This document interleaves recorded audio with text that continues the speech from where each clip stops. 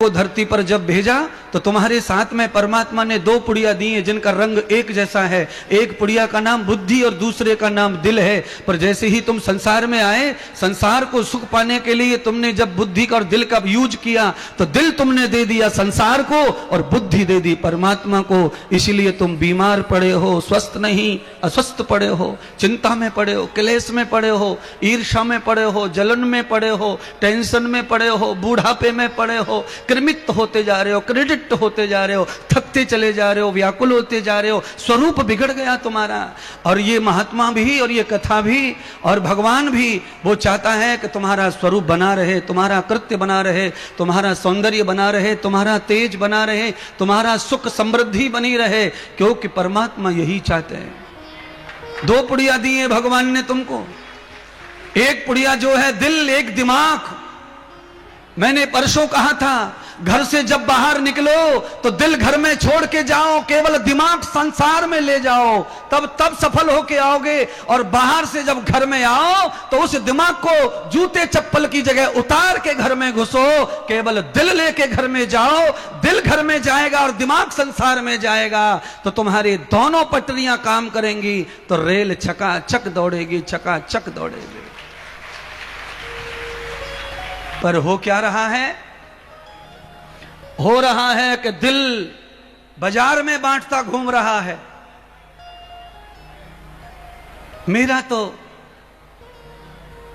दिल इसमें लग रहा है, मेरा तो मन यहां लग रहा है, मेरा मन यहां लग रहा है, मेरा मन वहां लग रहा है। कहां कहां मन को लगाएगा? एक मन है, 100 जगह लगा चुका, 300 जगह हो गई, 500 जगह हो गई, और कितनी जगह लगाएगा मन को? अरे इस बुद्धि को लगा सब में, बुद्धि से बुद्धि टकराएगी तो सारे फैसले ठीक होंगे। दिल नाजुक है, दिल तूने कहीं लगाया तो तेरे पास अपने लिए कुछ रहने वाला नहीं है। अच्छा बोलिए, आपके पास अपना है क्या?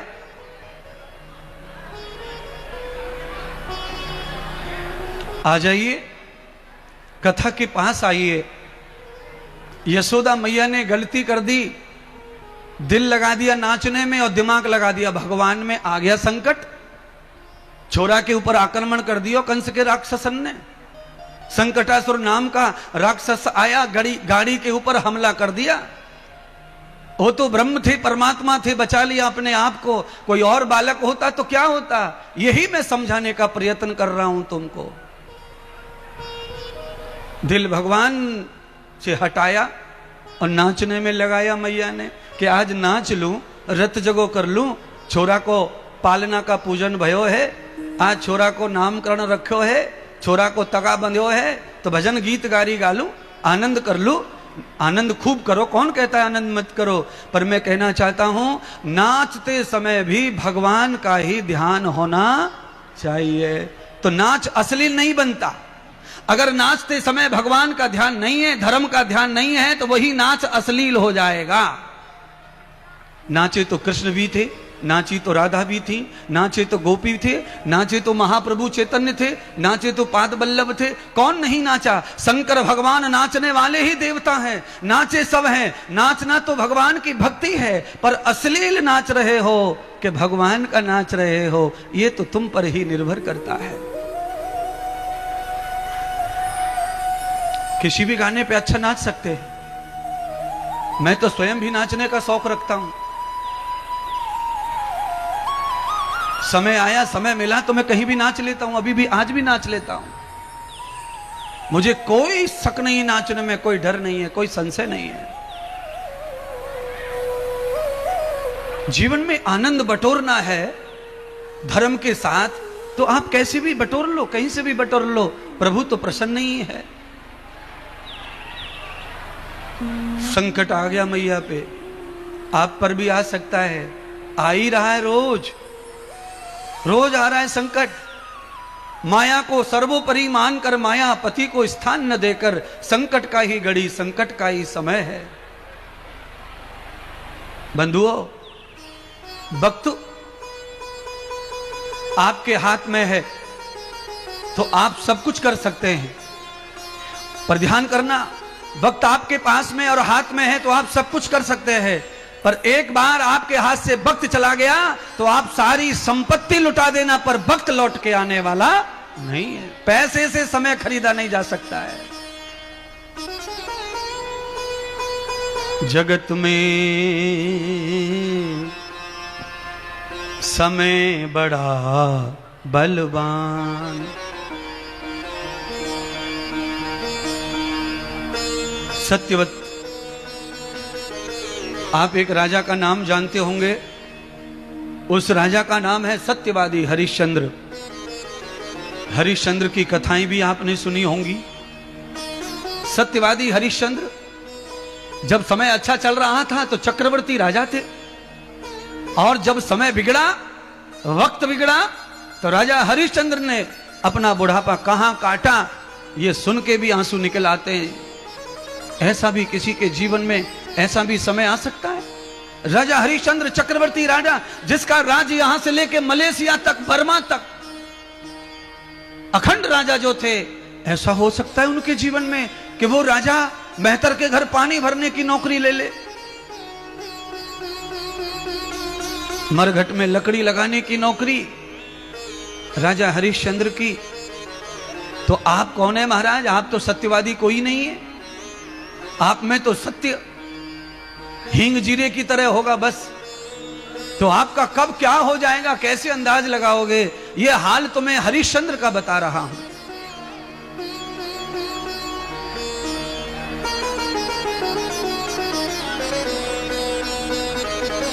रावण के पास में 1 लाख बेटा, 1.25 लाख नाती। सुनिए, किसी किसी के पास में क्या है ना, बच्चे नहीं होते तो वो भी परेशान रहते हैं, बहुत रोते रहते हैं अपनी किस्मत को। और अड़ोसी पड़ोसी तो हैं ही दुष्ट, वो तो छोड़ते नहीं ऐसी औरत को और पिता को। जिसके औरत के बालक नहीं हुआ तो उसको बड़ा ताने मारते हैं, बड़ा ताने मारते, बड़ा ताने मारते हैं। अब मैं उनको बताना चाहता हूं, यहां भी कोई बैठे हो तो सुन लो, किसी भी व्यक्ति को बालक नहीं है, औलाद नहीं है, उससे कोई फर्क नहीं पड़ता है। क्यों नहीं फर्क पड़ता है? क्योंकि रावण को 1 लाख बेटा थे, धृतराष्ट्र को 100 पुत्र थे, पर जब वक्त बिगड़ता है तो एक भी औलाद रह जाती नहीं है। इसलिए कुछ फर्क नहीं पड़ता है। दयानंद को बेटा नहीं है, विवेकानंद को औलाद नहीं है, आज तक नाम नहीं डूब रहा है। 250 साल दयानंद जी को हो गए, विवेकानंद जी को भी हो गए 125 साल, आज तक नाम नहीं डूब रहा है। जितने बड़े चौराहे बनते चले जा रहे हैं, उनके फोटो तस्वीर लगती चली जा रही है। दयानंद मार्ग, विवेकानंद मार्ग, दयानंद धर्मशाला, विवेकानंद हॉस्पिटल। और तुम औलाद में, संसार में चाहे जितनी तृष्णा लगा लो, तुम्हारे नाम से कोई दुकान भी खुलेगी कि नहीं खुलेगी पता नहीं। इसीलिए यश व्यक्ति का अपना होता है, ना किसी का होता, वो किसी का नहीं होता है। परिवार का यश, बेटे से यश मिलता, परिवार से यश मिलता तो सारे जगत को मिल गया होता। इसलिए पुत्र के लिए मैया ने आनंद उत्सव मनाया, आनंद में झूम गई और उसी पुत्र को बाहर कर दिया तो संकट आ गया। पर ये पुत्र वो पुत्र नहीं है सामान्य, ये तो ब्रह्म है, परमात्मा है। ये तो केवल मानव की लीला कर रहा है, मानव को ये शिक्षा दे रहा है। अरे मानव, ये शिक्षा है, ये संदेश है मेरा। ये मंच पर मैं कला कर रहा हूं, आज बच्चा बन करके अपना पार्ट निभा रहा हूं, एक्टिंग कर रहा हूं मैं बच्चे की। इस एक्टिंग को सब करो।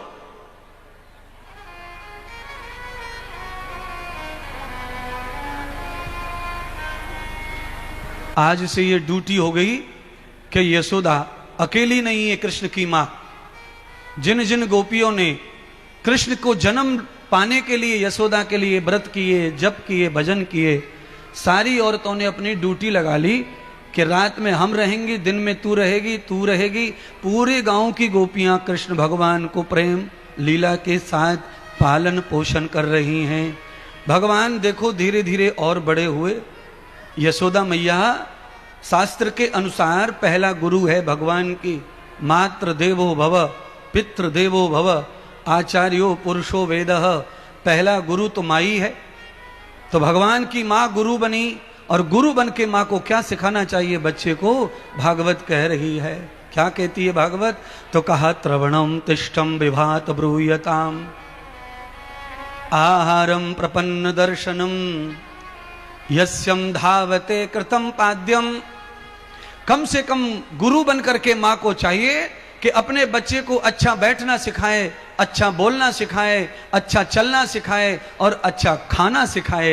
ये 4 काम माँ को बच्चे को 5 वर्ष में पूरा PhD करा देनी चाहिए कि हे बेटे तू कहाँ बैठेगा, किसके पास बैठेगा, कौन तेरा दोस्त होगा, कौन तेरा मित्र होगा, कैसे तू खाएगा, कैसे तू चलेगा, ये सारा ज्ञान माँ सिखाती है। माँ सिखाए, यशोदा सिखा रही है। पर सारी दुनिया को चलाने वाले को क्या माँ चलाएगी यशोदा? पर भगवान तो लीला कर रहे हैं। माँ की उंगली पकड़ी और एक ही दिन में सीख गए चलना, एक ही दिन में बैठना, बोलना, खाना।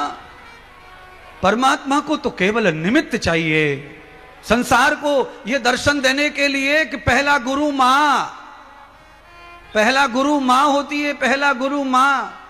और 5 साल का बालक हो जाए, 5 साल से लेकर 11 साल तक पिता गुरु होता है।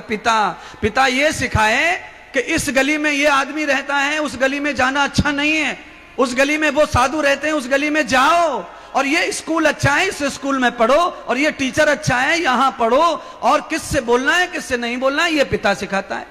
11 साल तक तो घर में ही बालक को पढ़ना है। ये भैया वेदों का ज्ञान, ये है वेदों का ज्ञान। वेदों में 5 वर्ष के, 3 वर्ष के, 4 वर्ष को स्कूल भेजने को हिंसा माना है, हिंसा है ये कोई अच्छी बात नहीं है। 3 साल का बच्चा डाल दियो बस में, 4 साल का बच्चा डाल दियो बस में, कपड़े पहना के जा, पढ़ के आ।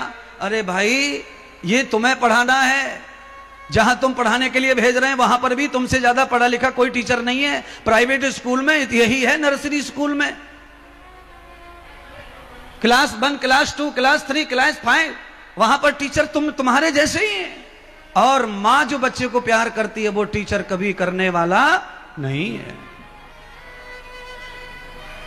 मैं किसी के घर में जाके नहीं रोक रहा हूं, पर मैं तो वेदों की संस्कृति भागवत के माध्यम से तुम्हारे तक पहुंचा रहा हूं। वेद भगवान कहते हैं कितनी, आप सब जानते होंगे, यहां के क्षेत्र के लोग ज्यादातर गुरुकुलों से परिचय रखते हैं। गुरुकुल में तो पढ़ाई शुरू ही 6वीं कक्षा से होती है, 5वीं तक वहां कोई विद्यालय में कोई क्लास ही नहीं होती। गुरुकुल में 6वीं में बच्चा कितने साल का पहुंचता है? कम से कम 13-14 साल का बच्चा 6वीं में पहुंचेगा। यही परंपरा है। 11 वर्ष तक माता और पिता, दादी और दादा, नानी और नाना, इनके पास में बालक को सामाजिक अर्थ ज्ञान सीखना चाहिए। समाज का ज्ञान कोई सिखा नहीं रहा है। आज समाज का ज्ञान नहीं सिखा रहे हैं सब। पहली कक्षा नर्सरी से ही, प्ले से ही बच्चे को अंग्रेजी ठूस रहे हैं, दिमाग में अंग्रेजी ठूस रहे हैं। इसीलिए बच्चा अनुशासनहीन बनता चला जा रहा है। अंग्रेजी शिक्षा ने देखो कैसा विष बिखराया, भारत के नवयुवकों को अनुशासनहीन बनाया। अथा योगा अनुशासनम, महर्षि पतंजलि योग दर्शन में पहला ही सूत्र लिखते हैं कि भक्ति का क्या सूत्र है? तपस्वी बनना है, योगी, ब्रह्मचारी, महात्मा, ज्ञानी बनना है, अर्थ का स्वामी बनना है, धनपति बनना है, यशपति बनना है। तो आदमी को कैसे बनेगा वो? तो उन्होंने कहा इधर उधर की 100 बातें छोड़ दो, केवल एक ही सूत्र बताया, अथा योगानुशासनम। जो प्राणी अपनी बुद्धि और मन इंद्रियों पर अनुशासन कर लेता है उसके पास में धन होगा, वैभव होगा, ज्ञान होगा, तप होगा, सौंदर्य होगा, सम्मान होगा, सब होगा। जिसकी मन बुद्धि और इंद्रियों पर संयम नहीं है उसके पास जो कुछ भी है वो नहीं रहेगा, नहीं रहेगा, नहीं रहेगा, टिकेगा नहीं बंधुओं। आप सब ने जब से जन्म लिया है आपने लाखों लोगों को देखा होगा। आप बड़े बूढ़े बैठे हैं, बड़े बूढ़े बैठे हैं। ये जब छोटे होंगे तब गांव में कोई और ही था, साहूकार, पैसे वाला, कोठी वाला, और 50 साल के बाद में पता चला कि उसकी कोठी भी गायब होगी, पैसा भी गायब हो गया। जो झोपड़ी में रह के मजदूरी करते थे वो आज राजा बने बैठे हैं, और कोठी वाले जो है पापड़ बेच रहे हैं, पापड़। क्यों? राई को पर्वत, पर्वत को राई करने वाला जो है एक ही दिन में सब कर देता है। राई को पर्वत, पर्वत को राई। जन्मम प्रवर्धते पुण्यम, पुण्यम जन्मम पापश्च। पिछले जन्मों का पाप उदय हो जाता है तो धन पिता का संपन्न होने लगता है, समाप्त होने लगता है। और पिछले जन्मों का पुण्य उदय हो जाता है तो अच्छे महात्मा, अच्छे गुरु, अच्छी समाज मिलती चली जाती है, बुद्धि अच्छी होती चली जाती है, आत्मा में विद्या प्रवेश होती है, तो अच्छा धन, अच्छा वैभव, अच्छा नाम प्राप्त होने लग जाता है। इस पर किसी की बापौती नहीं है, ये किसी को भी प्राप्त हो सकता है, पर अथा अनुशासनम, अनुशासन चाहिए। आपको कुछ मिल गया, आपको कुछ मिल गया और आप इतने घमंड में पहुंच गए कि आपके सामने हिमालय भी तुच्छ लग रहा है। आप इतने अपने आप को अकड़ू बना के बैठे हो। क्या है? धन प्राप्त हो जाने पर अकड़ आ जाए तो वो धन नाराज हो जाता है। लक्ष्मी मां के समान होती है। जैसे मां की गोद में बेटा ज्यादा सुरक्षित होता है, ऐसे ही लक्ष्मी की गोद में भी ज्यादा सुरक्षित होना चाहिए। धन जब ज्यादा आ जाए तो सुरक्षा जीवन की, धर्म की ज्यादा होनी चाहिए, पर धन आने पर जब अज्ञान पैदा होता है तो वो धन तुम्हारे लिए विष बन जाता है, वो धन तुम्हारे लिए शैतान बन जाता है, और उस धन के कारण तुम्हारी शैतानी बढ़ती है और तुम्हारा सर्वस्व नष्ट हो जाता है।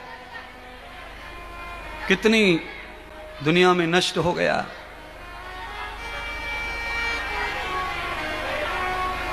प्यारे बंधुओं,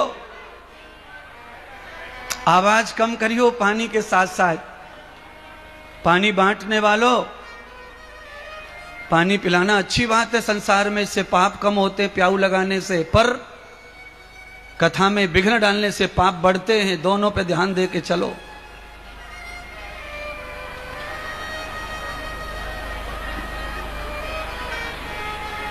ब्रह्मा जी ने देखा भगवान को। भगवान अकेले खेल रहे हैं। आज सीढ़ियों पे से चढ़ गए। जैसे शुरू में बच्चा घुटन चढ़े तो सीढ़ी पे चढ़ जाए, छत पे भी चढ़ जाए। आज परमात्मा अकेले चलते घुटनों के बल चढ़ गए सीढ़ी पर, छत पर पहुंच गए। लकड़ी के, सोने चांदी के हाथी घोड़ों से खेल रहे हैं। ब्रह्मा जी की नजर पड़ी महाराज। ब्रह्मा जी ने दृष्टि से देखा, बंधन किया, प्रणाम किया। प्रणाम किया ब्रह्मा जी ने। अपनी पत्नी को बुलाया आनंद में, ए सरस्वती आओ, देखो, उद्धार करो अपना। देखो हमारे नारायण परमात्मा बाल लीला कर रहे हैं, कैसे खेल रहे हैं खिलौनों से। आइए, भागवत की कथा मैंने कहा छोड़िए, जरा सुनो। भगवान खिलौनों से खेल रहे हैं और यहीं पे महात्मा इंद्रदेव क्या कह रहे हैं ये भी सुन लो। सभी हैं खिलौने, हम सभी हैं खिलौने, लेकिन चाबी प्रभु के हाथ में। हाँ, प्रभु के हाथ में। अच्छे बुरे कर्मों की है पूंजी सबके साथ में। अच्छे बुरे कर्मों की है पूंजी सबके साथ में। सभी हैं खिलौने, लेकिन चाबी प्रभु के हाथ में। नाचना पड़ा है जैसे प्रभु ने हमें नचाया है। नाचना पड़ा है जैसे प्रभु ने हमें नचाया है। कहीं बरसात, कहीं धूप, कहीं छाया है। दुनिया बनाने वाले, दुनिया रचाने वाले, कैसी तेरी माया है। हाँ, कैसी तेरी माया है। दुनिया बसाने वाले, कैसी तेरी माया है। क्या लीला है प्रभु की, देख लो।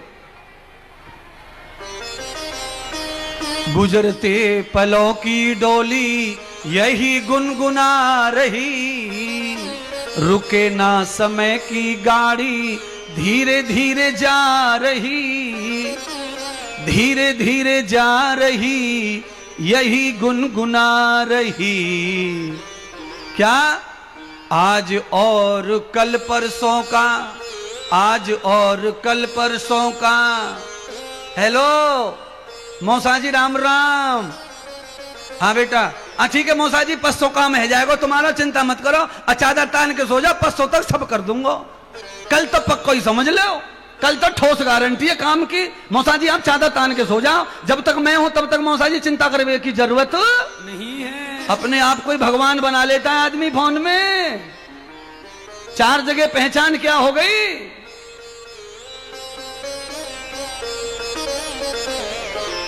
गुजरते पलों की टोली यही गुनगुना रही, रुके ना समय की गाड़ी धीरे धीरे जा रही। आज और कल परसों का चक्कर क्या चलाया है, कहीं बरसात कहीं धूप कहीं छाया है, धूप कहीं छाया है। ऊंचे ऊंचे पर्वतें हैं आसमां को चूमते। उत्तराखंड में चले जाओ, पर्वत बादलों को छू रहे। ऊंचे ऊंचे पर्वतें हैं आसमां को चूमते, रेशमी घटाएं काली बादलों में झूमते। बोलो, समुद्र का पानी बिना कमंडल बिना पात्र के हमारी खोपड़ी के ऊपर से जा रहा है, पर एक बूंद ना टपक रहा परमात्मा की इच्छा के बगैर।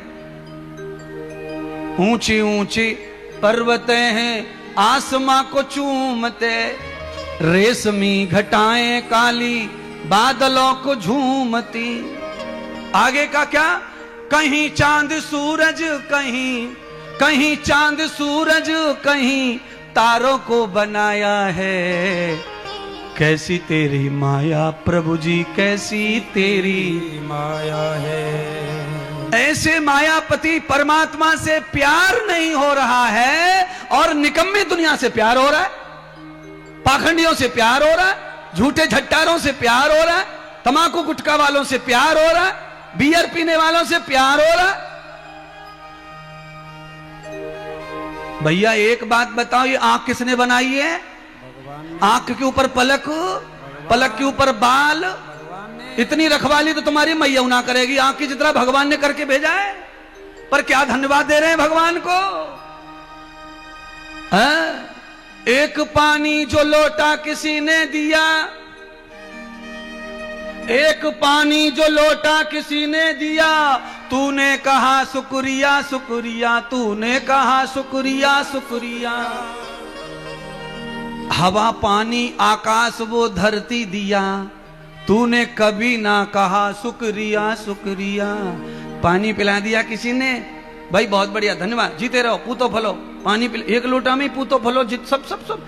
अरे मैं कहता हूं खूब धन्यवाद दो, पानी पिलाया किसी ने, बहुत बढ़िया काम किया है। पर ये नदी तालाब सरोवर झरने पानी जिसने पूरा, उसको को कभी कभी धन्यवाद दिया करो, उसको भी तो बोलो ठाकुर परमात्मा हे लीलाधारी हे ईश्वर, तूने मेरी किडनी न देता तो खून कैसे फिल्टर होता, तू मेरी धमनी धड़कने न देता तो कैसे मैं जिंदा रहता। कभी कभी उसको भी कहा करो, कभी कभी उसे भी कहा करो। हाँ,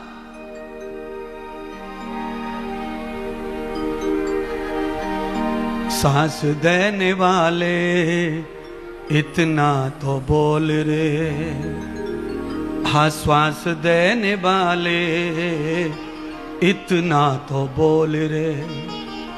कैसे चुकाऊं तेरी श्वासों का मोल रे, कैसे चुकाऊं तेरी श्वासों का मोल रे।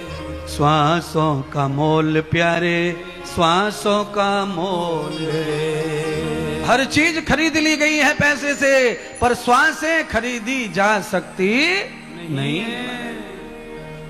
पैसे में बल तो है, ताकत तो है पैसे में,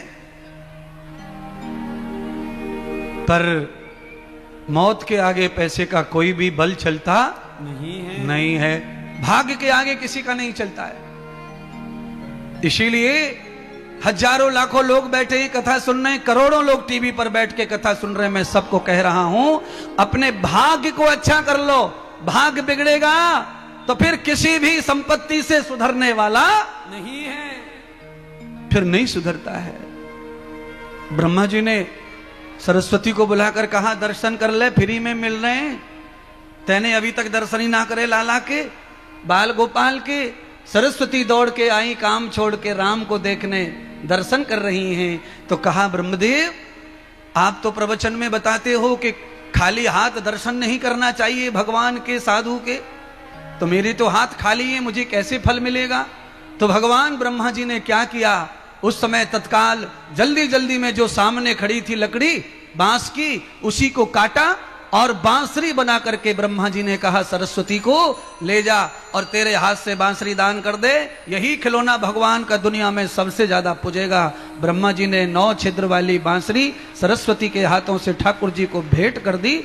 वो निर्जीव बांसुरी, पोली बांसुरी भगवान के होठों पे लगी, प्राण आ गए बांसुरी में, प्राण आ गए बांसुरी में। अब इसका आध्यात्म अर्थ भी कर ले थोड़ा, ये बांसुरी क्या है? तो कहा, वासई यतन ते तनु। बांसुरी माने कुछ नहीं है प्यारे बंधुओं। बांसुरी ये 9 छिद्र वाले शरीर को ही कहते हैं, ये शरीर ही बांसुरी है। वासई तीत कर्त तृष्णाम, इच्छाएं तृष्णाएं जिसमें बसी हैं वो शरीर बांसुरी है, जिसमें 9 दरवाजे खुले हैं और 1 दरवाजा बंद है। 10 दरवाजे वाली बांसुरी है, पर 9 दरवाजे खुले बांसुरी के, 7 स्वर निकलते हैं। और ये स्वर इस बांसुरी में, जब शरीर को आप फाड़ के देखेंगे तो पूरा पोला है, अंदर से पोला, कुछ नहीं है इसमें। सारा स्ट्रक्चर बाहर से ही आरसीसी का, अंदर पूरा पोला है। और उस पोले में क्या है? कुछ नहीं है। ये श्वास जो फूंक दी है नारायण ने, परमात्मा ने, केवल ये श्वास ही चल रही है। उसी में गीत है, उसी में भजन है, उसी में गाली है, उसी में सार है, उसी में दार है, उसी में मर जा, उसी में जिंदा हो जा। सारी बातें उसी हवा से चल रही हैं महाराज।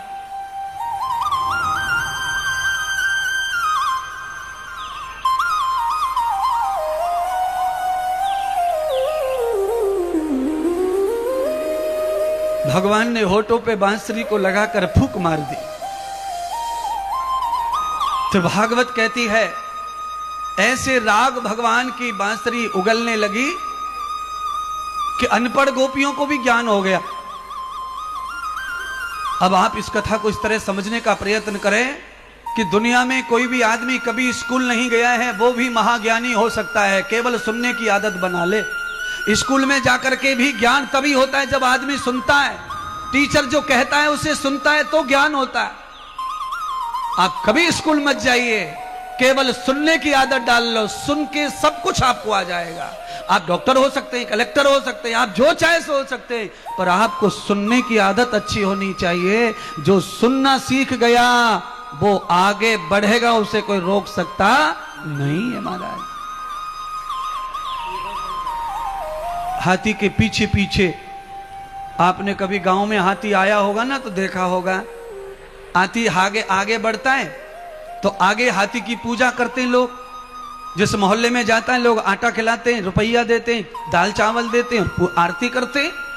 और हाथी के पीछे पीछे जो होते 15-20 जो कुत्ते होते हैं वो भौंकते रहते हैं। तो भगवान कहते हैं कि जिसके पीछे भौंकने वालों की संख्या ज्यादा है उसकी उतनी ही पूजा आगे होती जाएगी जाएगी जाएगी। बशर्त यह है कि वो पीछे मुड़ के ना देखे। हाथी पीछे मुड़ के देखता नहीं है। आपके साथ में भी है, आपके पीछे भी चुगली बुराई करने वालों की कोई कमी नहीं है।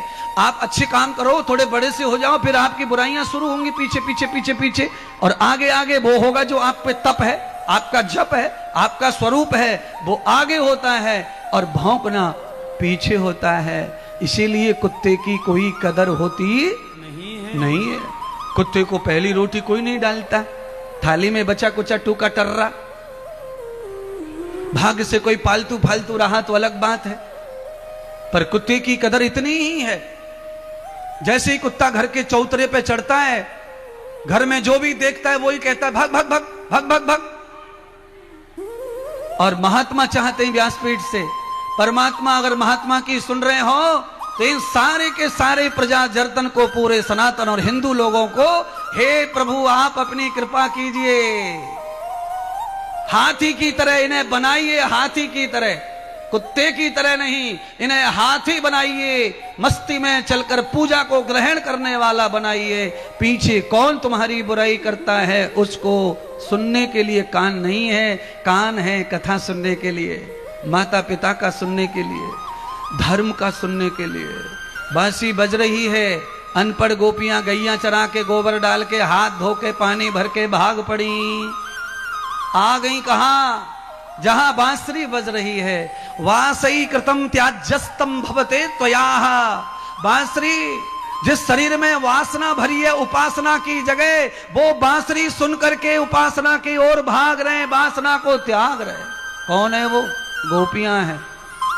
गोपियां पहले तो वासना में ही थी, उनको भी होना था भल्ला समोसा कचौड़ी, उनको भी साड़ी चाहिए थी गुलाबी कलर की, पर जैसे ही भगवान ने बांसुरी के माध्यम से उन्हें परम ज्ञान दिया, गोपियां जो है परमात्मा के ब्रह्म स्वरूप को जान गईं, तो साधारण जीवन जीने लगी और ब्रह्मपात को पकड़ करके परमात्मा की हो गई। अब गोपियों की बात हो गई, साथ में उस बांसुरी का, भगवान के उपदेश का किस पे असर पड़ा? तो कहा गैयों पे भी असर पड़ा। महाराज, आदमी की भाषा को कई जानवर समझते हैं, आदमी के संग जो भी जानवर रहने लगता है वो आदमी की भाषा और इशारे को समझने लग जाता है। बाजार में बैलगाड़ी चल सकती है महाराज, कितना भी ट्रैफिक हो, बुग्गी अब चल रही है दाऊजी में, भैंसा बुग्गी, सबसे कम बुद्धि को भैंसा ही रहे वे, और तो बुग्गी चला रहे हैं, न कहूं टकरा रहे हो न ठोक रहे हो, क्योंकि ऊपर बैठने वाले के इशारे को जान गया है। किट किट टिट टिट जो भी बोल दे सबे समझे महाराज। बैल चले खेतन में, सब बातन ने समझे, सब बंदर समझ रहा है। आपने बंदर वाले को भी देखा होगा तमाशा करते हुए। बंदर वाला कहता है कैसी बहू लेगो? काली लाऊंगो, तो बंदर मूड हलावे, ना ना ना ना काली नहीं चाहिए। फिर मदारी कहता है कि गोरी अमेरिका से, तो फिर वो गर्दन हिलावे, हाँ अमेरिका की चाहिए। अच्छा ससुराल जाओगे? हाँ जाऊंगा। पैदल जाओगे? नहीं जाऊंगा। तो मोटर कार में? हाँ जाऊंगा। अब ये तो बंदर जानता है। अब बोलो तुमको कौन सी स्टैंडर्ड में लाऊं मैं? तुम तो साक्षात भगवान का अंश हो, तुम बंदर भी नहीं हो, तुम हाथी भी, तुम बैल भी नहीं हो, तुम भैंसा भी नहीं हो, तुम तो परमात्मा की अमृत औलाद हो, तो तुम्हें तो इशारा भागवत का जल्दी ही समझ जाना चाहिए।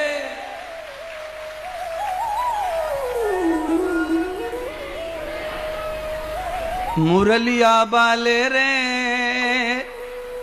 सावरिया प्यारे रे, हो मुरलिया वाले रे सावरिया प्यारे रे, हाँ मेरा दिल तुझ पे कुर्बान मुरलिया वाले रे, मेरा दिल तुझ पे कुर्बान मुरलिया वाले रे, मेरा दिल तुझ पे कुर्बान मुरलिया वाले रे, मेरा दिल तुझ पे कुर्बान मुरलिया वाले रे, मुरलिया वाले रे सावरिया प्यारे रे, मुरलिया वाले रे सावरिया प्यारे रे, मुरलिया वाले रे सावरिया प्यारे रे, मुरलिया वाले रे सावरिया प्यारे रे, मेरा दिल तुझ पे कुर्बान मुरलिया वाले रे, मेरा दिल तुझ पे कुर्बान मुरलिया वाले रे, मेरा दिल तुझ पे कुर्बान। जय हो।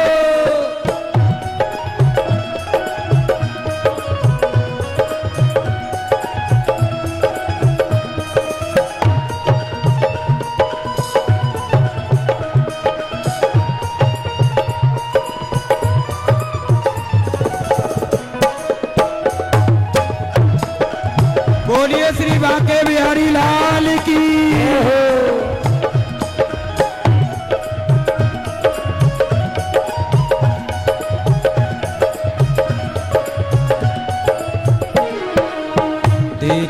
जब से ये तस्वीर तेरी, देखी है जब से ये तस्वीर तेरी, देखी है जब से ये तस्वीर तेरी, देखी है जब से ये तस्वीर तेरी, तब से बदल गई है तकदीर मेरी, तब से बदल गई है तकदीर मेरी। मुरलिया वाले रे सांवरिया प्यारे रे, मुरलिया वाले रे सांवरिया प्यारे रे, मुरलिया वाले रे सांवरिया प्यारे रे, मुरलिया वाले रे सांवरिया प्यारे रे।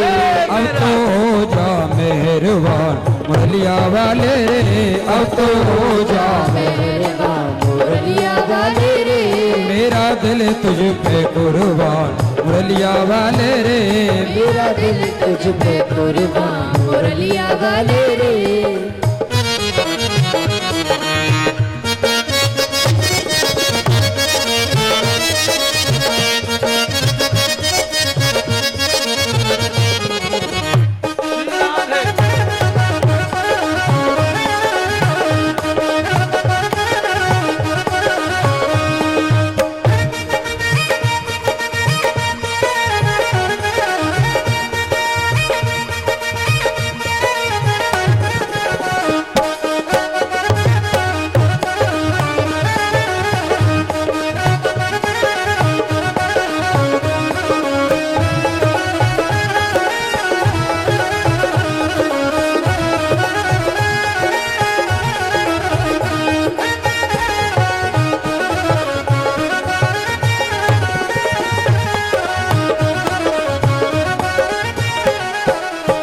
चाहे कुछ भी कहे ये जमाना, चाहे कुछ भी कहे ये जमाना, चाहे कुछ भी कहे ये जमाना, चाहे कुछ भी कहे ये जमाना, पागल हुआ एक तेरा दीवाना, पागल हुआ एक तेरा दीवाना। मुरलिया वाले रे सांवरिया प्यारे रे, मुरलिया वाले रे सांवरिया प्यारे रे, मुरलिया वाले रे सांवरिया प्यारे रे, मुरलिया वाले रे सांवरिया प्यारे रे। मेरा दिल तुझ पे कुर्बान मुरलिया वाले रे, मेरा दिल तुझ पे कुर्बान मुरलिया वाले रे, अब तो हो जा मेहरबान मुरलिया वाले रे, अब तो हो जा मेहरबान मुरलिया वाले रे।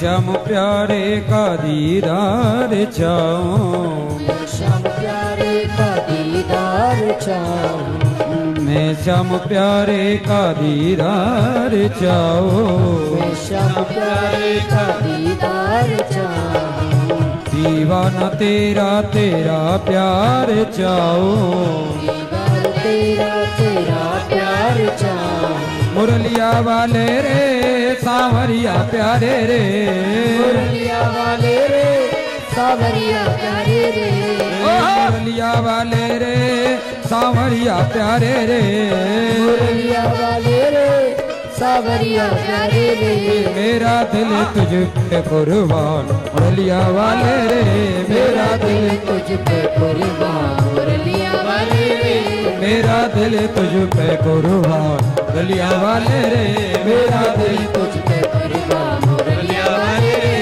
मेरा दिल तुझ पे कुर्बान मुरलिया वाले रे मेरा दिल तुझ पे कुर्बान मुरलिया वाले रे मेरा दिल तुझ पे कुर्बान मुरलिया वाले रे मेरा दिल तुझ पे कुर्बान मुरलिया वाले रे बोलिए मनमोहन भगवान की जय हो मुरलीधर घनश्याम की जय हो बोलिए सुखदेव भगवान की जय हो परीक्षित महाराज की जय हो यजमान परिवार की जय हो सभी क्षेत्रवासियों की जय हो बलदाऊ महाराज की जय हो नमः पार्वती पतये हर हर महादेव जय जय श्री राधे जय जय राधे जय जय श्री राधे श्याम। इस लीला में भगवान के नामों का जन्म हुआ। कुछ नाम ऐसे हैं जो हमारी कौशल्यता के साथ मिलते हैं समाज से। एक नाम ऐसा है जो आचार्य परिवार की तरफ से रखा जाता है। बाकी जितने भी नाम हैं सम्माननीय या अपमाननीय, वह हमारे कर्म समाज से हमें नाम दिलवाते हैं। भगवान मुरलीधर बन गए, मनमोहन बन गए, मोहना। भगवान आज धीरे धीरे परमात्मा का शरीर आयु को प्राप्त हो रहा है। 5 वर्ष के हो गए लीला करते करते। भगवान आज नंद जी के पास में कृष्ण पहुंचे। माताओं, ओ मैया बहनों, शांति बनाओ मैयाओं।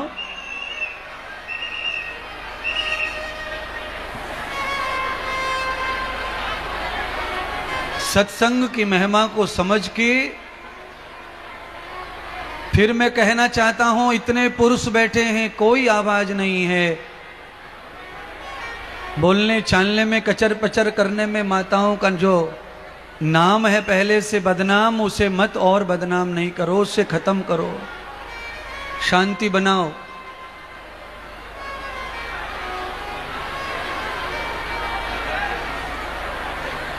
कोई महात्मा जो बड़े कथाकार हैं वो कोई नहीं बिठाएंगे इतने नजदीक। 50 मीटर दूर, वहां से आगे बैठते ही सब पूरे देश भर में पिस्तौल की गोली जितनी दूर जाके मार ना सके इतनी दूरियां रख के बनाया जाता है पांडाल। उसका मैप वैसा है। ये तो भैया गांव की कथा है, अपनों की कथा है। जन्मभूमि का ऋण उतारने का मौका मिला है, इसीलिए सब छाती पे बिठा के रखे महाराज।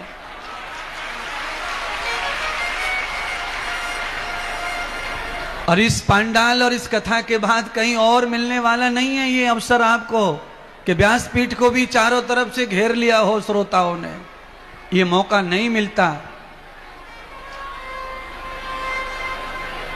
बहुत कथाएं सुनते आ रहे हो बचपन से तुम लोग, बहुत आचार्य और व्यासों को खूब देखा है,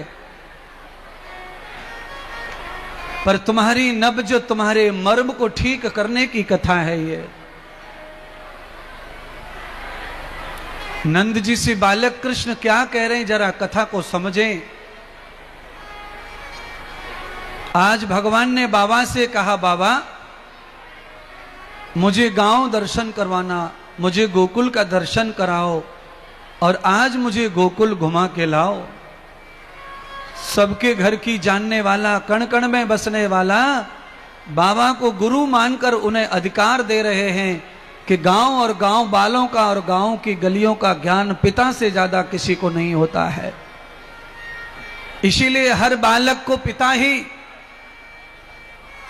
कंधे पर बिठाकर, गोद में बिठाकर ले जाता है, दुकान के बहाने गांव की सैर कराता है। बंधुओं, इस कथा में सीखने जैसा क्या है वो समझें। आज जिसके पास थोड़ा पैसा हो गया है वो शहर की ओर भाग रहा है, गांव को छोड़ रहा है। गांव ना छूटे उसके लिए ये कथा मैं अब सुना रहा हूं, इसका विश्लेषण करूंगा ज्यादा। भारत का सम्मान दुनिया में शहरों की वजह से नहीं है प्यारे, शहर की वजह से नहीं, भारत का सम्मान दुनिया में गांवों की वजह से है। इसीलिए संपत्ति चाहे जितनी किसी के पास में हो जाए, पर आपके पूर्वजों का, आपके पितरों का जो मकान है, दुकान है, ठौर है, ठिकान है, वो कंडम नहीं होना चाहिए। उसकी शोभा, उसकी सुंदरता बढ़ती रहनी चाहिए प्यारे बंधुओं। आजकल शहर दूर नहीं है किसी गांव से, इतनी सुविधा हो गई रोडों की। जिन सुविधाओं के लिए शहर जा रही थी जनता, वो सुविधा सब आपके घर पर उपस्थित हो गई है। अब कृष्ण भगवान ये लीला कर रहे हैं गांव देखने की। सारे गांव के लोगों को पता चला, गांव में डोंडी पिटवाई, ढोल बजवा कर न्योता दिया, अरे ग्वाल वालों, आज मेरा लाला कृष्ण और बलराम गांव देखने आ रहे हैं, इसलिए गांव में सब गलियों में गाय के गोबर से लीप करके गलियों को सुंदर रंगोली से सजा दो। और मेरे बालक का सम्मान होना चाहिए, जिससे उसका मोह गांव में ही रहे, भंग ना हो गांव से मोह। गांव की गलियों को सजा दिया, हर दरवाजे पर गोपियां खड़ी हो गईं, आरती लेकर, मक्खन मिश्री लेकर। नंद के साथ में ग्वाल बाल और दोनों बालक बलराम और कृष्ण गांव की गलियों में भ्रमण करने निकले, तो गांव की ग्वाल वालों ने, परिवारों ने अलग अलग सम्मान किया। सबने अपने जैसा सत्कार किया, सबने प्रसाद खिलाया। शाम तक भगवान पूरे गोकुल का भ्रमण करके शाम के समय लौट आए मैया के पास। मैया ने कन्हैया जी को दूध परोस दिया। आज बलराम और कृष्ण दोनों ने ही दूध नहीं पिया। मां ने पूछा, पुत्र आज क्या हुआ जो तुम दूध ग्रहण नहीं कर रहे हो? तो कहा, मां आज गोपियों का प्रसाद इतना ग्रहण कर लिया है कि अब रात्रि में कुछ खाने की इच्छा नहीं हो रही है। इसका मतलब है कि दिन में अगर 2-4 बार खाया गया है, जरूरत से ज्यादा खाया गया है, तो रात्रि में सोते समय भोजन की नागा कर देनी चाहिए। भगवान ये सिखा रहे हैं। और दिन में अटर पटर खाया है तो शाम को दूध भी नहीं पीना चाहिए। दूध बहुत नुकसान करता है जब अटर पटर के ऊपर खाया जाता है। तो दूध को कोशिश करो कि दूध अकेला ही पिया जाए, क्योंकि महर्षियों के द्वारा, और मैंने भी बहुत अध्ययन कर लिया है उसका, आहार व्यवहार का, तो शास्त्र कहते हैं दूध पूर्ण भोजन है और दूध स्वयं में ब्रह्म स्वरूप है। इसीलिए दूध को जब भी पीना हो अकेला पियो, उसके साथ में कोई लगाव मत जोड़ो। दूध का पूर्ण लाभ प्राप्त शरीर को होता है। सुबह देखा भगवान बिस्तर में नहीं है, कहां चले गए? मैया ने देखा तो भगवान मिश्री और माखन को स्वाद पा गए थे। पहली बार खाया माखन मिश्री तो भगवान ग्वालों के घर चले गए और माखन मिश्री खाकर लौट कर आए। मैया ने पकड़ा, कहा ना ये अच्छी बात नहीं है, बिना बुलाए जाना किसी के घर में खाने के लिए किसी दिन बड़ा अपमान हो सकता है। इसलिए हे पुत्र, आज जिसने खिलाया कल खिलाएगा, परसों खिलाएगा, अतरसों वो टोकेगा, रोकेगा, तेरा और तेरे बाप का अपमान होगा। इसलिए हे पुत्र, हमारे घर कोई कमी नहीं है। आज मैया ने भगवान के लिए ताजा ताजा माखन निकाला। माखन खाना है तो माखन खाओ।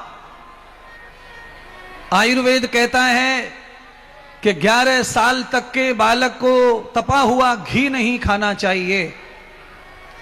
11 साल तक के बच्चे को माखन के रूप में, लौनी के रूप में, दूध दही के रूप में आहार लेना चाहिए, पर तपा हुआ घृत नहीं लेना चाहिए। यशोदा मैया 3 बजे दही चला रही है, 4 ब्रह्म मुहूर्त में उठ गए भगवान।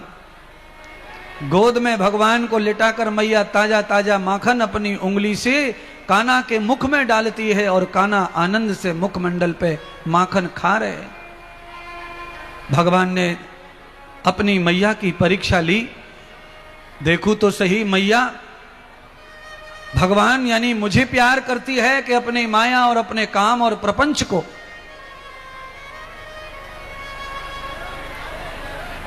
दृश्यान दृश्यतया भूतां मेघसुता च दर्शनम् आधार सृष्टौ त्वया भावम् यस्य मायात ब्रह्मये। थोड़ा भगवान ने लीला कर दी महाराज। रात्रि में मैया चूल्हे पे दूध रख के भूल गई थी भगोनी में। भगवान ने जलती हुई जो अग्नि रात को बुझ गई, सुबह भगवान ने जो है अग्नि को प्रकट कर दिया चूल्हे में। और जब चूल्हे में अग्नि प्रकट हुई तो दूध उफन गया। मैया की परीक्षा हो रही है कि ये ब्रह्म की सेवा पूजा में रहेगी कि भागेगी छोड़ के काम के लिए, दाम के लिए। मैया, अरे तेरा दूध उफन गया। जैसे ही मां ने देखा कि दूध उफन रहा है, लाला को पटक दिया और भाग करके चूल्हे के जाकर पात्र को उठाई। उंगलियां जल गई तो दूध भगोना गिर गया, दूध फैल गया। और इधर मैया का दूध फैला और उधर भगवान ने दही चलाने वाली चलामनी को पैर से लुढ़का दिया। यहां दही दूध फैल रहा मिला। पूरे आंगन में महाराज तालाब बन गया दूध दही का। मैया बड़ी जोर से नाराज हो गई। अरे नालायक, गोपियां जो कह रही, शिकायतें कर रही, वो सच निकली। तू तो घर में नहीं माना तो गोपियों की यहां कैसे मानेगा। मैया ने हाथ में छड़ी उठा ली, कान्हा को पकड़े और मारे। भगवान आगे आगे भागे और मैया पीछे पीछे भाग रही है। यद दंडम कृता तत्पयार पुत्रम। मैया ये बताना चाहती है संसार के लोगों को, छोटा बालक अगर ऐसे उत्पात करता है तो उस बालक को दंड देने के लिए डराना जरूरी है। मारो मत, लात मत मारो, घूसा मत मारो, थप्पड़ मत मारो, पर उसे डराओ। तो कैसे डराएं? तो कहा दूर से डंडा लेकर के जैसे पशु के सामने खड़े हो जाते हैं और डर के मारे वो दूध दे देती है, ऐसे ही बालक को डराना चाहिए। पर कुछ माताएं डराती तो है नहीं, सीधा ही मार देती हैं, छोरा की नक्की चलवा दें और फिर खुद ही लिए फिरे हॉस्पिटल में।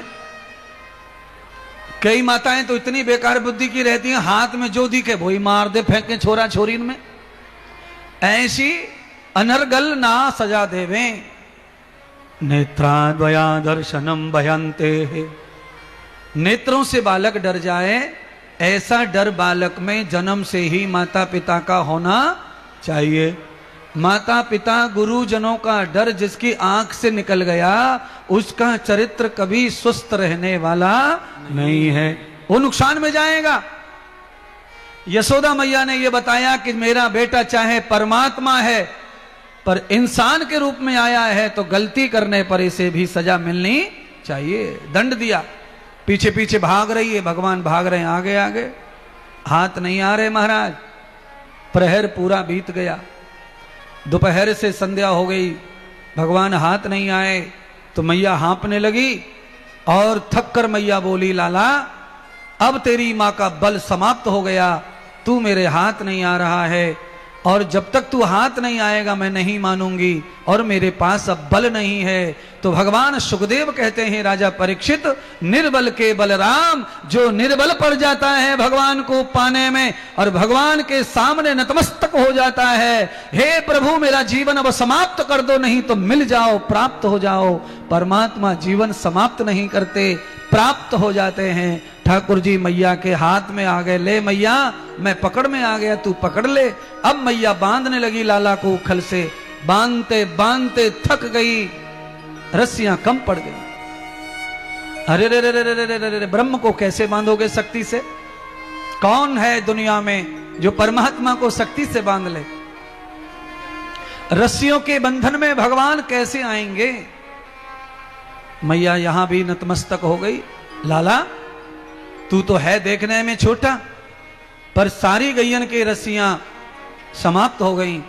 अब घर में तनक भी रस्सी नहीं बची है और तू बंध नहीं रहा है। मैया ने कहा मेरा धन खर्च हो गया, खत्म हो गया।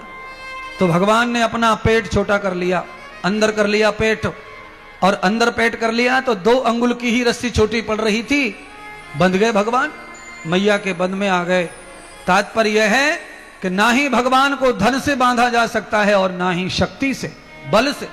भगवान को बांधने का तरीका अगर कुछ है दुनिया में तो वो एक ही तरीका है कि आप भगवान के चरणों में समर्पित हो जाइए, निर्धन निर्बल हो जाइए, तो भगवान तुम्हें प्राप्त हो जाएंगे। याद रखिए, बहुत ज्यादा धनवान जो लोग हो जाते हैं वो कथा में आते नहीं है, ये ध्यान रखना। ज्यादा धन व्यक्ति को कथा में आने नहीं देता है, ज्यादा बड़ी प्रतिष्ठा भी कथा में आने नहीं देती है व्यक्ति को। प्यारे बंधुओं, आप सरल सामान्य लोग हैं इसलिए कथा में आ पाए हैं। आपको रिश्ते भी निभाने लोगों से, आपस में रिश्ता भी समझना है, समाज को भी चलाना है, तो आप कथा सुनने नहीं भी आए होंगे तो भी आए हैं क्योंकि आप सामान्य हैं। ज्यादा बड़ा व्यक्ति कथा में नहीं आता है। क्यों? माया उसके जीवन में बड़ी दीवार बन के खड़ी हो जाती है, वो सत्कर्म नहीं करने देती। क्यों नहीं करने देती? क्योंकि अगला जन्म उसे देगी और उससे पन्नी बिनवाएगी रेल के किनारे। ये पक्का समझ के चलो कथा में। जितना ज्यादा धनवान कोई हो जाता है उसके धर्म कर्म सब रुक जाते हैं, प्रोटोकॉल के माध्यम से भी रुक जाते हैं, बड़मपन ज्यादा आने से भी रुक जाते हैं, तो उसका अगला जन्म खराब ही होता है।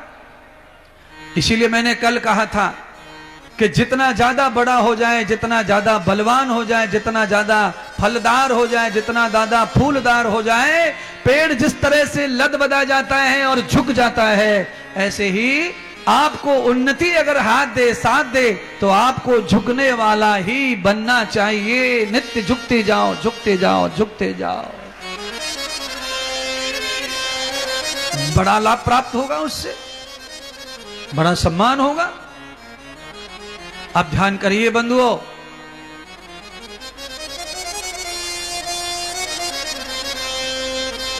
भगवान दिन भर बंधे रहे उखल से, शाम हो गई। कथा समझेंगे तो आनंद आ जाएगा। क्यों बंधे भगवान? तो भगवान सुखदेव कहते हैं, राजन, भगवान बालकृष्ण मैया के हाथों से इसलिए बंधे क्योंकि कुबेर के पुत्रों को श्री नारद जी ने श्राप दे दिया था कि तुम वृक्ष हो जाओगे। तो कहा कारण? कारण यह है कि कुबेर के पुत्र एक बार धर्म स्थल पर तीर्थ में भर जवानी में लंगोट उतार कर नग्न होकर स्नान करने लगे सरोवर में। बृहंगंत कटिवस्त्र मूलम तथा त्वयान धर्मस्थलो कृतमूल जाताम प्रपन्नम प्रपद्धते युक्तानाम सर्वम धर्म धारणम। सभी लोगों के लिए कथा है। कथा यह कह रही है कि मंदिर के परिसर में कोई नल लगा रहता है, बगीची होती है, वहां पर भी कम से कम तौलिया लपेट के ही नहाना चाहिए। गंगा, यमुना, सरस्वती, कावेरी, क्षिप्रा, गंडकी, गोदावरी, कृष्णा, नर्मदा, इन नदियों में भी लंगोट और उसके ऊपर तौलिया लपेट के ही प्रवेश करना चाहिए। कुबेर के पुत्रों ने नारद जी के सामने ये नहीं किया। नारद जी ने समझाया कि गलत है, तुम जवान हो, कोई बच्चे थोड़ी हो, इस युवा अवस्था में शरीर में हार्मोन्स कुदकुदा रहे हैं, दाढ़ी मूछे आ गई हैं, शर्म करो, ये देवस्थल है, यहां नग्न होके नहाना अपराध है। अरे कोई महात्मा साधु आएंगे, देखेंगे, लज्जा आएगी। कुबेर के पुत्रों ने कहा, नारद तेरा जितना अधिकार है इस घाट पे उतना ही हमारा अधिकार है, तुझे नहाना है तो नहा ले, नहीं तो सटक ले, हम तो ऐसे ही नहाएंगे। तो नारद जी ने फिर क्या किया कि मैं तो सटक जाऊंगा पर मैं तुम्हें कहीं का नहीं छोड़ूंगा। इंद्रियाणाम प्रदर्शतत्वया दर्शनम, अपने गुप्त इंद्री का ज्यादा प्रदर्शन करने वाला व्यक्ति अगले जन्म में वृक्ष बनता है, उसकी समस्त इंद्रियों को भगवान नष्ट कर देते हैं। तो भैया पेड़ बनना अच्छी बात नहीं है महाराज, कुल्हाड़ी चले पेड़ पे, नेक खेत में आ जाए डाल तो ट्रैक्टर बाद में चले, पहले कुल्हाड़ी से जब डाल उतार दियो लल्लू ने साइड में धर दे, साइलेंसर गिरजेगो। तो आप ध्यान कर लो क्या हो सकता है अगले जन्म में। इसीलिए इस जन्म में अपनी गलतियों को सुधार लोगे तो अगले जन्म में सेफ हो जाओगे, और गलती नहीं सुधरी तो फिर अगले में कोई आने वाला नहीं है, अकेले ही भोगना है, कोई आएगा नहीं। पूरी जिंदगी कमाई खाएगी पत्नी पर साथ में आने वाले नहीं है। पूरी जिंदगी चूस जाएंगे इधर के उधर के लोग, पर अकेले ही निकलना है और अकेले ही झेलना है यमराज और यमराज के दूतों को। आप कह रहे महाराज कथा सुना रहा है कि डरा रहा है? डरा रहा हूं। जो डर गया, कहावत है जो डर गया सो मर गया, पर मैं कहता हूं जो डर गया सो बच गया। आपको बंदूक से डर लगना चाहिए, आग से डर लगना चाहिए, ट्रक से डर लगना चाहिए, रेल से डर लगना चाहिए, भगवान से डर लगना चाहिए, मां से डर लगना चाहिए, और पाप से डर लगना चाहिए, और बाप से डर लगना चाहिए, तो तुम बचोगे, मरोगे नहीं। पर हो क्या रहा है, आदमी पाप से डरता न बाप से डरता, इसीलिए मरता जा रहा है, मरता जा रहा है, मरता जा रहा है।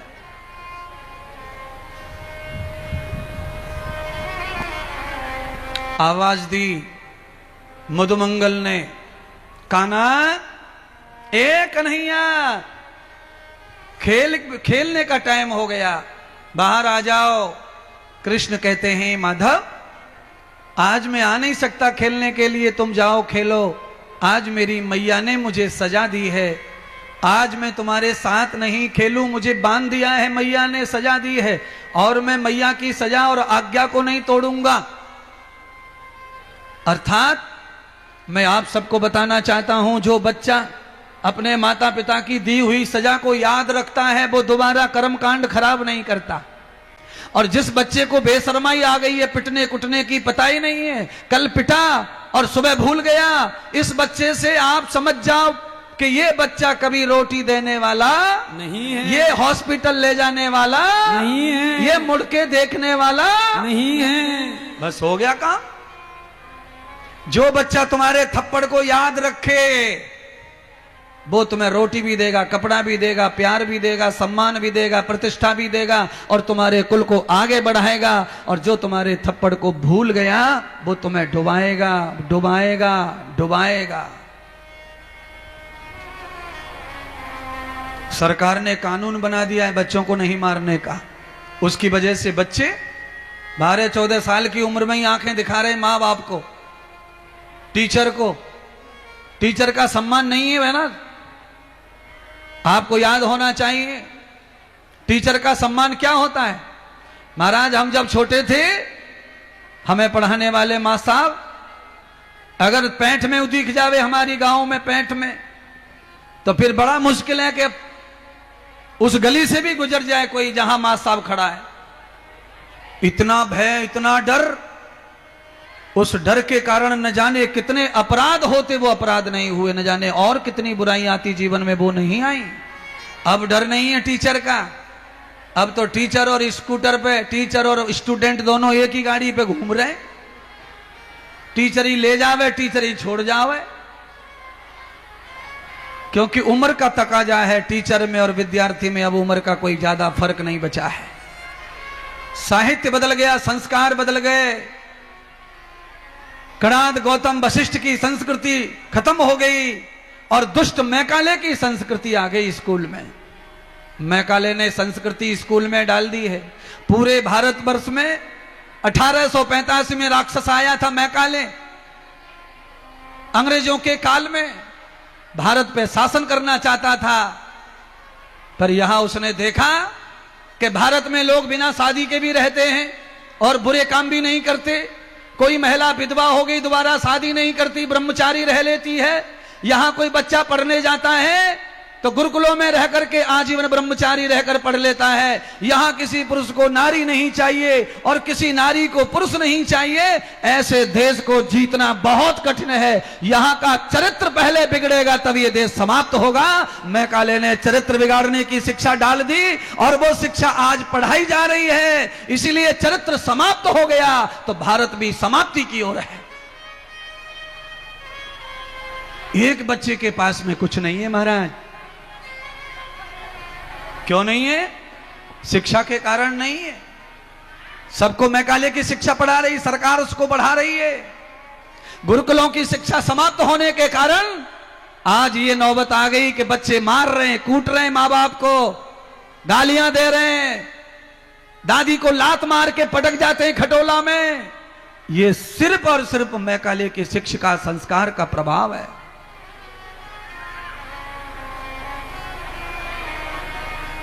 गुरुकुल में पढ़कर कोई आईएएस नहीं बन सकता, कलेक्टर नहीं बन सकता। बस मत बने कलेक्टर, मत बने आईएएस। पर हजार कलेक्टर, हराज आईएएस जो दंडवत करते हैं उसका क्या? आदमी का जीवन जब सच्चा बनता है तो कितने एसपी, कितने कलेक्टर प्रणाम करते, गिनती भी नहीं है। कितने नेता दंडवत करते हैं, गिनती नहीं है महाराज। क्यों? आवश्यकता यह नहीं है कि आप कलेक्टर नहीं बने। आवश्यकता यह है कि कलेक्टर एक बार नहीं 100 बार मत बनो, पर एक बार इंसान बन करके दिखाओ। जो इंसान बन गया वो राम के बराबर हो जाता है।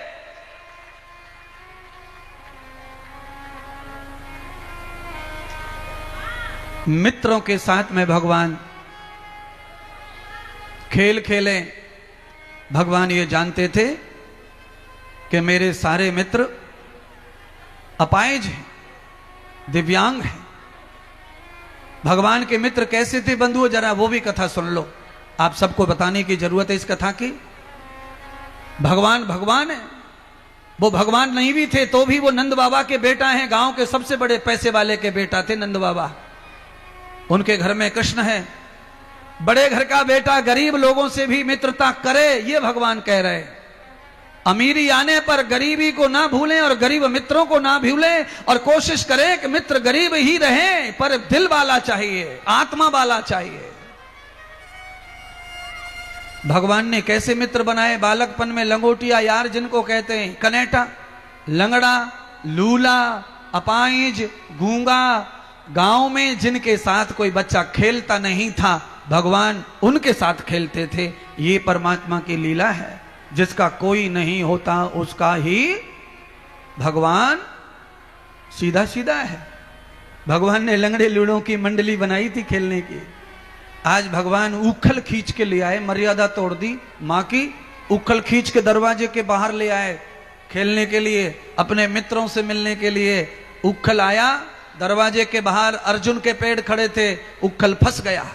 भगवान ने जोर से खींचा, दोनों ही पेड़ उखड़ आए। आहा, कमाल हो गया। जड़ता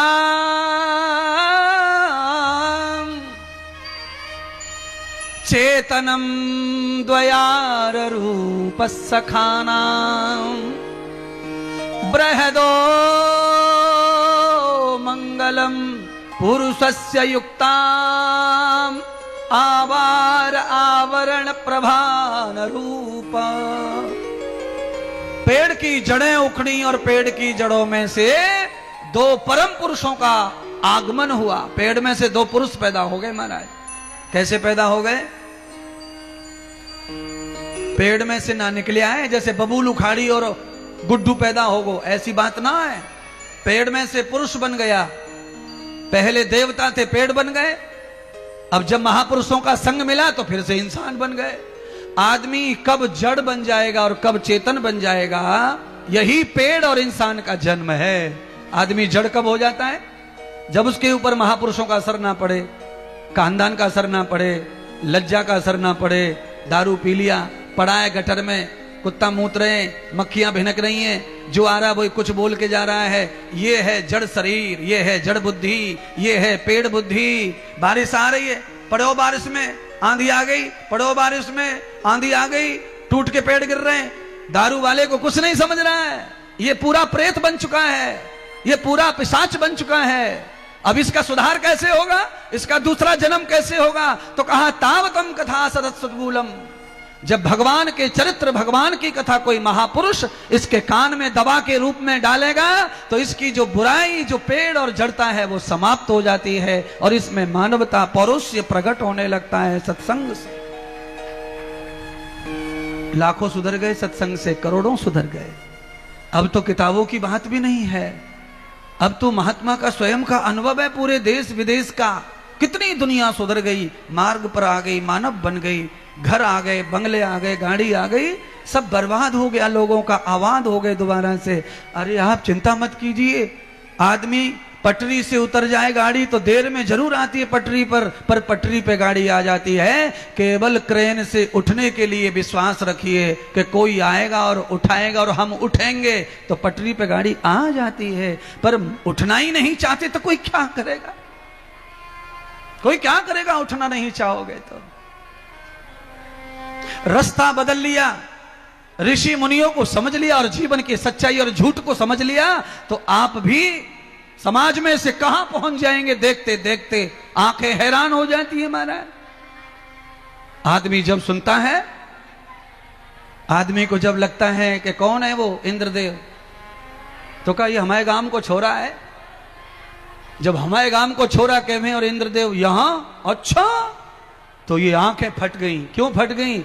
आदमी को जब ऋषियों के सिद्धांत समझ में आते हैं, सच क्या है और झूठ क्या है वो समझ में आता है, तो सच्चे की खोज में निकल पड़ता है। तो सच्चाई के साथ में सूर्य चंद्रमा की तरह चमकने वाला, बढ़ने वाला इंसान ही बनता है, कोई और नहीं है। तुम में से कोई एक है जो चंद्रमा बनेगा, सूरज बनेगा, आकाश बनेगा। तुम में से कोई एक है जो खुद डूबेगा और दूसरों को भी डुबाएगा। आदर्श, ओ भैया लाला पानी वारे, शांति का दान दो बेटा, पानी का जरा ध्यान रखो। कई बार हो गया भगवान के स्पर्श से कुबेर के दोनों पुत्र दोबारा से जन्म प्राप्त हो गए। गोस्वामी तुलसीदास क्या कहते हैं जरा वो सुनिए। अब कथा तो चली रही है, इस पे भरोसा कैसे बैठेगा? तो भरोसे के लिए चौपाई सुनाते हैं। दरस परस मुख मंजन पाना, दरस परस मुख मंजन पाना, दरस परस मुख मंजन पाना, दरस परस मुख मंजन पाना। कटहि कलेश ये वेद पुराना, कटहि कलेश ये वेद पुराना। दरस परस मुख मंजन पाना, दरस परस मुख मंजन पाना। आदृश्यम दर्शनम कृतम पापम क्लेशम दुखम तबस्त निवृत्तिम। भागवत और शंकर रामायण, महापुरुषों के दर्शन का क्या फल है? किसी भजन करने वाले आदमी के शरीर को देखना और छूना, प्रणाम करना, उसका क्या फल है? तो कहा जन्म जन्मों के क्लेश और दुख और पाप नष्ट हो जाते हैं। इसलिए बंधुओं, महापुरुष के चरणों को प्रणाम करना और उनके दर्शन करना कभी मत भूलिए और मन में कभी भी ऐसा मत रखिए कि क्या है ये तो हमारे ही जैसा है। ना ना ना ना, तुम्हारे जैसा नहीं है। ये संत महात्मा तुम्हारे जैसे नहीं है, इनमें बहुत अंतर है। तुम्हारी बराबर ये पढ़े नहीं होंगे, हो सकता है तुम्हारी बराबर इनके पास खेती बाड़ी धन दौलत नहीं होगा, पर ये जो भजन करते हैं, जो मंत्र जपते हैं, जो भगवा पहनकर घूमते हैं, समाज में दुनिया भर के टोकले सहन करते हैं, ये तप करते हैं महाराज। इनके दर्शन से वेद और पुराण कह रहे हैं कि इनके दर्शन से कष्ट दुख हरण हो जाता है। आदृश्यम कृतम मूलम।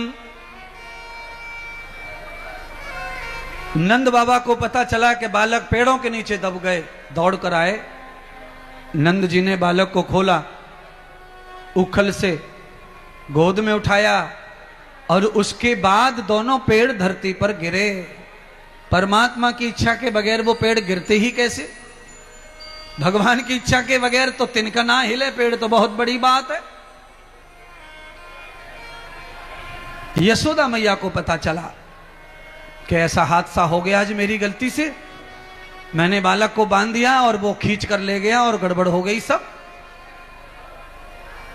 नंद ने यशोदा को डांटा तो यशोदा ने कहा कि मैं तो इसकी मां हूं, मेरे में तो तुमसे ज्यादा ममता है और मैं इसको क्या मारना चाहती हूं? मैं सिर्फ इसके हित के लिए मैंने इसे बांधा था सजा के रूप में, पर यह तो इतना उत्पाती है कि अपने मित्रों के लिए कहां से कहां खिंचाया और नुकसान हो गया। मैंने जान के नहीं किया है। यशोदा रोती हुई अंदर चली गई। भगवान कृष्ण बाबा से उतर गए गोद से और कहा, बाबा मैया को मनाने जाने दो मुझे, इसमें मां का कोई दोष नहीं है। भगवान जानते थे, इसीलिए भगवान स्वयं मैया के पास गए और मनाने लगे, मैया मत रो, बाबा की बात का बुरा मत मान, मैंने कोई कुछ नहीं कहा। बाबा ने कहा है, बाबा तो तुम्हारे पति है। अब यशोदा नहीं मनती और मैया ने थोड़ा सा लाला को धक्का मार दिया कि जा तेरे बाबा के पास जा, तू उसी का है, वो तेरा है, मैं तेरी मां नहीं हूं। और ये तो घर में हो ही जाता है बोलते चालते। कोई भी मां ऐसा अपने बच्चे को बोल देती है, मेरी क्यों सुनेगा, मैं थोड़ी तेरी मां हूं। ये बातें ज्यादातर कौन सी माएं कहती हैं? जिनके बेटों की बहू आ जाती है, उन माओं के मुंह से बराबर निकलता रहता है बेटे के बारे में कि मेरी अब काहे को सुनेगा, मेरा बेटा थोड़ी है तू, मैं तेरी थोड़ी मां हूं, अब तो तेरी मां आ गई। यशोदा मैया ने भी यही ताना मारा भगवान को, गिरे भगवान।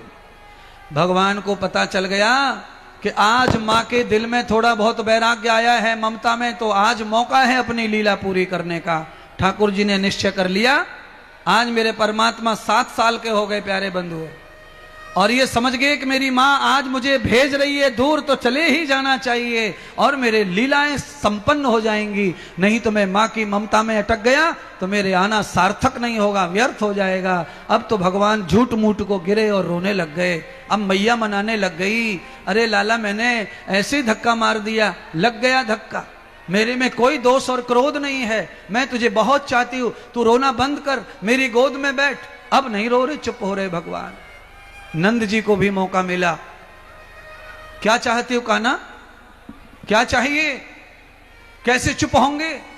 तो भगवान ने क्या मांगा होगा आप सोच भी नहीं सकते महाराज। भगवान श्याम सुंदर कहते हैं, बाबा मुझे अगर आज रोने से हंसते हुए देखना चाहते हो तो मुझे ग्वाल वाल ग्वारियों के साथ में आज मुझे गैया चराने के लिए भेज दो, मैं गौ सेवा करना चाहता हूं। क्योंकि मुझे आए 7 वर्ष हो गए और जिस गाय को वचन दिया था आज वो गाय मेरे इंतजार में है। आज मुझे गौ सेवा करने का मौका मिला है, मुझे जाने दो। आज मेरी मां की ममता कम हो गई है, नहीं तो मेरी मां जाने नहीं देगी। भगवान ने जब बात कही नंद बाबा धन्य हो गए, खुश हो गए। ऐसा बालक मैं सोच भी नहीं सकता था कि ऐसा बालक होगा कि मेरे काम को संभालेगा। बंधुओं, सच्चा बालक, अच्छे समय पे पैदा हुआ बालक, अच्छे मौसम और अच्छे शरीर अच्छे विचारों से पैदा हुआ बालक, माता पिता की संपत्ति को संभाले और सम्मान को संभाले और धर्म को संभाले और आगे बढ़ाए, वही अंशीगर बालक कहलाता है। जिसने अपने माँ बाप का सम्मान नहीं बढ़ाया, धन नहीं बढ़ाया, माता पिता का धर्म नहीं बढ़ाया, वो तो पशु पक्षियों जैसी औलादें हैं, आएंगी जाएंगी और खाएंगी और चली जाएंगी। त पितरो धर्मस्सता कर्मम, ता पितरो धर्मस्सता कर्मम पितरयुक्तान भूयय। माता और अपने पिता और अपने पितरों के भी धर्म का रक्षण करने वाला पुत्र होता है महाराज। इसलिए मुखाग्नि पुत्र से लगवाई जाती है, श्राद्ध पुत्र से करवाए जाते हैं, पिंडदान पुत्र से करवाया जाता है। अपने पितरों के सर्वधर्म को आगे बढ़ाने वाला पुत्र ही होता है। आदर्शम प्रपन्न भूतश्च, नंद ने कहा यशोदा तेरे हाथ में है, आज लाला को बना दे गोपाल। नंद पीली पगड़ी लेकर आए, पीली साड़ी लेकर आए, कन्हैया को धोती पहनाई, पीला वस्त्र डाल दिया और पीला पीला वस्त्र डालकर पीली ही पगड़ी पहनाई। पीला कलर जो है प्रेम का कलर मानते पीले कलर को। लाला को सजा दिया। और देखिए एक और बात जो आपके दिमाग में कभी नहीं आएगी, ऐसी बात देख लो। आज यहां नंद बाबा के लाला कन्हैया गौ सेवा करने जा रहे हैं तो नए कपड़े पहन रहे हैं, और हम और आप सेवा करते हैं गैया की तो पहले कपड़े उतारते फिर गैया की गौशाला में जाते हैं। छींटा पड़ जाएंगे, गैया पूंछ मार देगी, गैया फलानो कर देगी, ठिकानों कर। अरे हम ये कह रहे हैं कि तुम 1 रुपया दे के कितने बाबाओं से पूंछ मरवा रहे हो, दुनिया भर की ठुकवा रहे हो, झाड़ू फूका, गैया फ्री में पूंछ मार रही है, सबरे तुम्हारे अत्र पत्र ने उतार देगी, सबरे तुम्हारे देवता शुद्ध कर देगी। गैया की पूंछ में सब देवता समाये।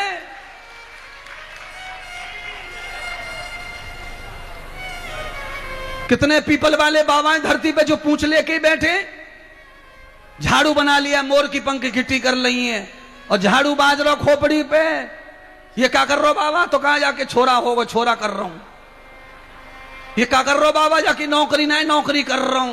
बाबा ये क्या कर रहा है कि जी एमएलए ना बने, हार गो 2 बार या जिताए रहा हूं।